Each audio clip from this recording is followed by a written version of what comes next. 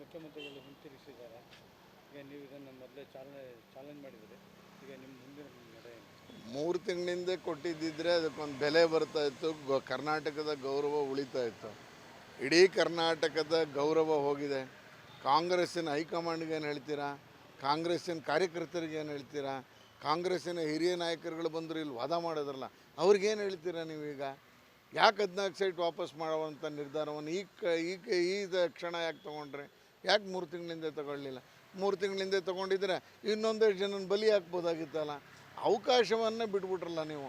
14 seat important ಅಲ್ವೇ ಅಲ್ಲ. ನಾವು ಡೇ ಒನ್ನಿಂದ ಹೇಳ್ತಾ ಇದ್ದೀವಿ, ನಿಮ್ಮ ಮನೆಯವರ ಬಾಗಿಲಿಗೆ ಬಂದಿದ್ದಕ್ಕೋಸ್ಕರ 14 ಸೀಟ್ ಇಂಪಾರ್ಟೆಂಟ್ ಆಯಿತು. ಇನ್ನು 4865 ಸೀಟ್ ಇದೆಯಲ್ಲ, ಅದ್ರ ಬಗ್ಗೆ ಯಾವಾಗ ತನಿಖೆ ಮಾಡೋದು? ನಿಮ್ಮನ್ನು ಮುಂದಿಟ್ಕೊಂಡು ಸಿದ್ದರಾಮಯ್ಯ ಸಾಹೇಬ್ರೆ ಮಿಕ್ಕಿದವ್ರು ಆಟ ಆಡ್ತಿದ್ದಾರೆ ಅಂತ ಹೇಳಿದ್ವಿ. ಇವತ್ತು ಅದೇ ನಿಜ ಆಗ್ತಾ ಇದೆಯಲ್ಲ.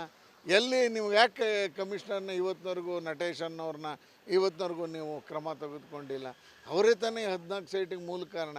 ಯಾಕೆ ಬಿಟ್ಟಿದ್ದೀರಾ? ಯಾಕೆ ದಿನೇಶ್ ಕುಮಾರ್ನ ಅಮಾನತ್ ಮಾಡಿದ್ದನ್ನು ವಾಪಸ್ ಯಾಕೆ ಮಾಡಿದ್ರೆ? ರಿವೋಕ್ ಯಾಕೆ ಮಾಡಿದ್ರೆ? ಎಲ್ಲೋ ಒಂದು ಕಡೆ ಸರ್ಕಾರ ಹೆಜ್ಜೆಜ್ಜೆಗೂ ತಪ್ಪನ್ನು ಮಾಡಿ ಅವರೇ ಸಿಗಾಕೋತಾ ಇದ್ದಾರೆ. ಡಾಕ್ಯುಮೆಂಟ್ ಅವರೇ ಕೊಡ್ತಾ ಇದ್ದಾರೆ, ಬೇರೆಯವರಲ್ಲ, ಅವರೇ ಮಾಡ್ತಿದ್ದಾರೆ. ಈಗ ಅನ್ಸುತ್ತೆ 14 ಸೈಟನ್ನು ಕೊಟ್ಟಿರುವ ಸಮಯ ಸರಿ ಇಲ್ಲ, ನಿರ್ಧಾರ ಒಳ್ಳೆಯದೇ, ಸಮಯ ಸರಿ ಇಲ್ಲ. ಯಾರು ತಗೋಬೇಕೀಗ ಸೈಟನ್ನು ವಾಪಸ್ಸು? ಇದರ ಆಧಾರದ ಮೇಲೆ ಹೈಕೋರ್ಟಲ್ಲಿ ಕೇಸ್ ನಡೀತಾ ಇರೋದು.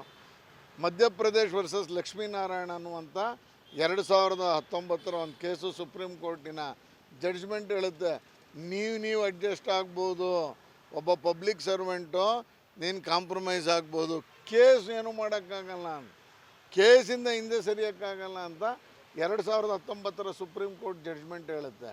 ಎಲ್ಲದರ ಕಾರಣಕ್ಕೆ ನನಗನ್ಸೋ ಸಿದ್ದರಾಮಯ್ಯನವರು ಇನ್ನಷ್ಟು ವೀಕ್ ಆಗಿದ್ದಾರೆ.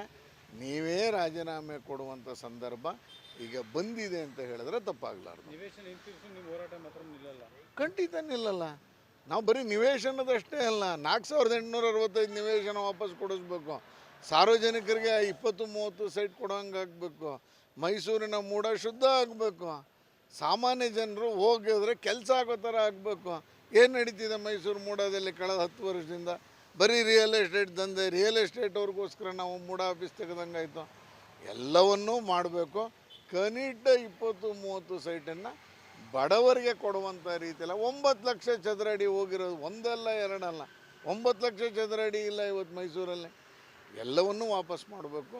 ಅದಕ್ಕೆ ಏನೋ ತನಿಖೆ ಆಗಬೇಕು, ಸಾಮಾನ್ಯ ಜನರಿಗೆ ಸೈಟ್ ಸಿಗಬೇಕು. ಅಲ್ಲಿ ತನಕ ಹೋರಾಟ ಮುಖ್ಯಮಂತ್ರಿ ರಾಜೀನಾಮೆ ಕೊಡಲೇಬೇಕಾಗತ್ತೆ, ಕೊಟ್ಟೇ ಕೊಡ್ತಾರೆ.